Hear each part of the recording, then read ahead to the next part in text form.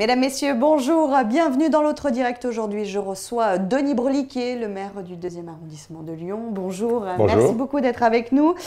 Alors, vous avez fait une conférence de presse pour dire que faire un bilan des 1 an de Gérard Collomb, 1 an pour rien. Bon, c'est pas très étonnant que vous dites ce genre de choses, mais c'est vraiment 1 an pour rien, c'est-à-dire qu'il ne s'est rien passé en 1 an. 1 an d'immobilisme, 1 an d'enlisement. Gérard Collomb connaissait bien la ville de Lyon, il a été très bien réélu il y a un peu plus d'1 an. Et puis, on s'aperçoit que rien ne se passe. On n'a toujours pas de plan de mandat, on n'a toujours pas de programmation pluriannuelle des investissements. Et finalement, on s'aperçoit qu'au fil du temps, un certain nombre de grands projets sont abandonnés. Et on attend toujours un plan de mandat pour les 5 ans à venir. La seule chose qu'on a eue, c'est 5% d'impôts en plus. Et puis, c'est la mise... Ça a bien été tenu. Il avait annoncé 5% à la communauté urbaine, on a eu droit, et les contribuables lyonnais ont eu droit à plus 5% d'impôts. Mais plus 5% d'impôts, pourquoi? Pourquoi faire? Les Lyonnais ont le droit de savoir, et des promesses électorales ont été faites. Aujourd'hui, les promesses électorales... à propos des promesses électorales, il y a des renoncements les uns à la suite des autres. Par exemple, dans le 2e arrondissement, là où vous êtes maire, où ça vous intéresse le plus, par exemple, l'échangeur de péage ne va pas... On entend dire que l'échangeur de péage ne va pas être fait, alors que 65 millions d'euros devaient être étaient programmés pour sa rénovation. On espérait avoir la rénovation de la rue Victor Hugo. Cette rue Victor Hugo qui a 40 ans, qui est dans un état lamentable et aujourd'hui qui est l'artère qui attire dans cette partie-là de la presqu'île, eh bien on apprend qu'il n'y aura sans doute pas de réfection de la rue Victor Hugo dans les 10 ans à venir.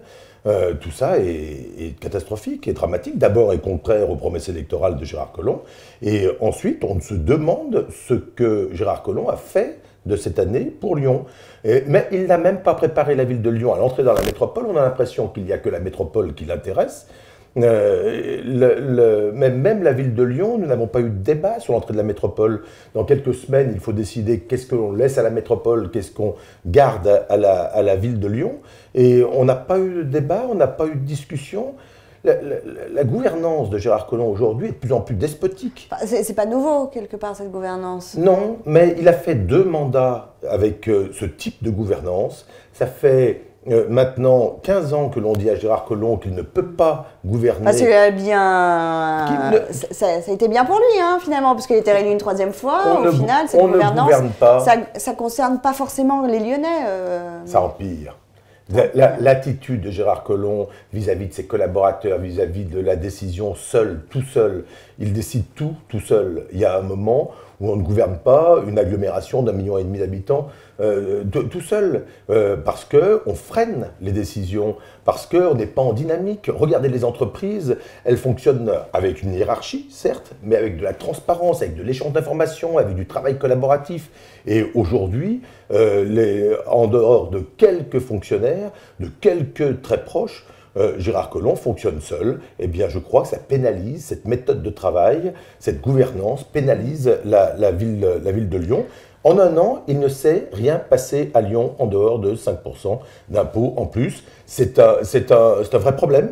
C'est un vrai problème. Pourtant, il y a eu des annonces de fait, notamment hier à Cannes, où Gérard Collomb était au salon du MIP. Là, vraiment, ils ont annoncé, par exemple, pour l'Hôtel-Dieu, là, ça avance. C'est aussi sur votre territoire, l'Hôtel-Dieu, avec le groupe Eiffage. Il y aura donc un hôtel de la chaîne intercontinentale. Visiblement, ils veulent quelque chose de luxe, hein, un 5 étoiles.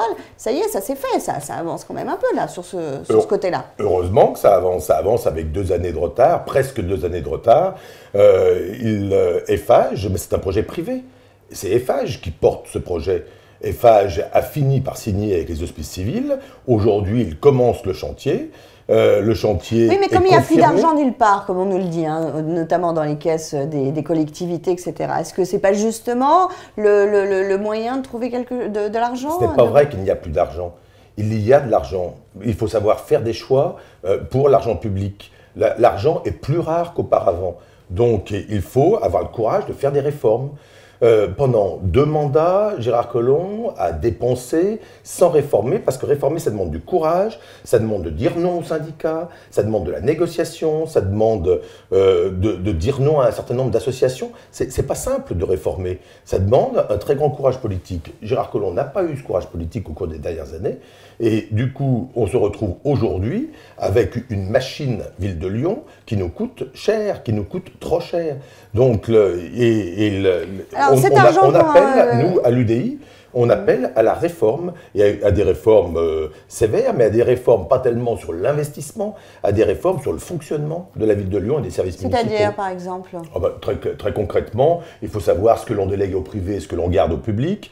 Il faut savoir si tous les postes de la Ville de Lyon doivent être conservés en l'état. On doit pouvoir faire des économies sur les économies d'énergie, par exemple, sur la facture énergétique, sur la maintenance des bâtiments, sur une meilleure utilisation des mètres carrés qui appartiennent à la Ville de Lyon. Des exemples, je peux vous en trouver des dizaines d'exemples sur lesquels on aurait pu faire un travail, et maintenant, on est obligé de faire ce travail d'économie dans l'urgence, à l'arrache, j'allais dire, et encore, on n'est même pas sûr que Gérard Collomb ait très envie de le faire. Donc Gérard Collomb, obnubilé par la métropole, par la Part-Dieu aussi, visiblement, tout va être un peu mis sur la Part-Dieu. On ne sait pas. On attend. Et justement, Gérard Collomb, qui connaît bien les dossiers lyonnais, aurait pu, en quelques mois, nous présenter un plan de mandat, en quelques mois, nous présenter une programmation pluriannuelle des investissements. Ça, vous ne savez rien. On ne sait rien. Alors, il y a des bruits de couloir, des rumeurs. J'étais ce matin encore avec les professionnels du bâtiment, les professionnels des travaux publics. Ils n'attendent qu'une chose, c'est qu'il y ait une ligne de conduite, c'est qu'il y ait un plan de route. Et aujourd'hui, ils n'en ont rien, ils n'en ont pas connaissance, et du coup, ils n'arrivent pas à programmer leurs investissements, et ça a des conséquences directes sur l'emploi et sur la bonne marche de ces sociétés. Il y a un moment où on ne peut pas laisser patienter tout le monde, et en plus c'est antidémocratique. Nous, élus locaux, on ne sait pas, on attend la décision du chef. En démocratie, on parle, on discute, on échange, on établit des priorités, et puis à un moment, le chef, il tranche. Là, il n'y a aucun dialogue, y compris avec les propres adjoints de Gérard Collomb, y compris avec les propres vice-présidents à la métropole, et puis Gérard Collomb tranche tout seul. Sur quels critères? On ne sait même pas. Vous faites référence notamment à Olivier Brachet, par exemple, la démission d'Olivier Brachet, son directeur de campagne. Par exemple. C'est un exemple très concret de... Olivier Brachet lui-même, qui menait une politique du logement intéressante, d'ailleurs, à la métropole, à un moment, dit « si jamais je ne peux même pas faire une suggestion, si jamais je ne peux même pas parler, échanger, discuter, ce n'est plus un système démocratique, et je me tire, je pars, je démissionne ». C'est grave quand quelqu'un qui a été un des plus proches de Collomb, dans la mesure où il a dirigé sa campagne électorale, dit « il n'y a plus de possibilité de dialogue avec cet homme-là », pour moi, ça pose un problème de gouvernance. Le problème de gouvernance à la métropole comme à la ville de Lyon est vraiment posé dans cette ville. Un vrai problème pour vous. Aujourd'hui, vous faites partie de l'opposition, aux côtés de l'UMP notamment. Comment ça va entre vous? Entre l'UMP et l'UDI? Oui. Bien. Chacun mène son combat, chacun a sa sensibilité. Il y a beaucoup de choses qui nous rapprochent sur le fond, mais personne n'est le supplétif de personne. On travaille bien ensemble, mais chacun dans nos sensibilités. Là, on voit, alors on le sait, la métropole, on ne vote pas pour les départementales, ça c'est sûr. Donc voilà, les habitants du 2e arrondissement notamment ne votent pas, tous les gens de la métropole ne votent pas. En revanche, donc il y a quand même le Nouveau-Rhône. Il n'y a pas eu de liste vraiment commune.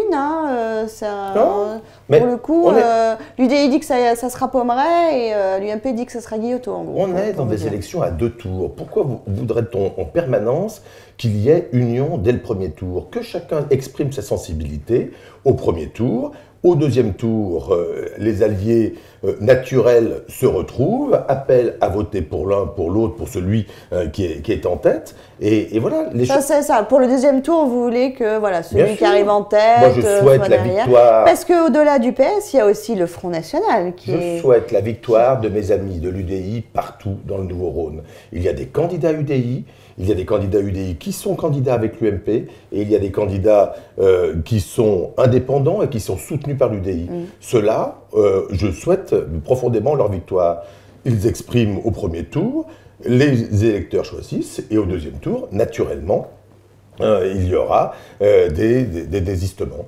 Denis Broliquier, dernière question. Sur les régionales, là aussi, on va vers une liste UDI et une liste UMP, puisque effectivement l'UMP a choisi Laurent Wauquiez, contrairement à Michel Barnier, où là, l'UDI aurait vu... Voilà. Bref, là aussi, c'est pareil, donc une liste. On en sait un peu plus. Jean-Christophe Lagarde, notre président au niveau national, a déterminé une stratégie. Il s'agit d'avoir une liste UDI aux élections régionales. Et je pense que c'est une bonne chose, dans la mesure où ça va permettre d'exprimer notre sensibilité. Ça vous intéresse, vous, les régionales?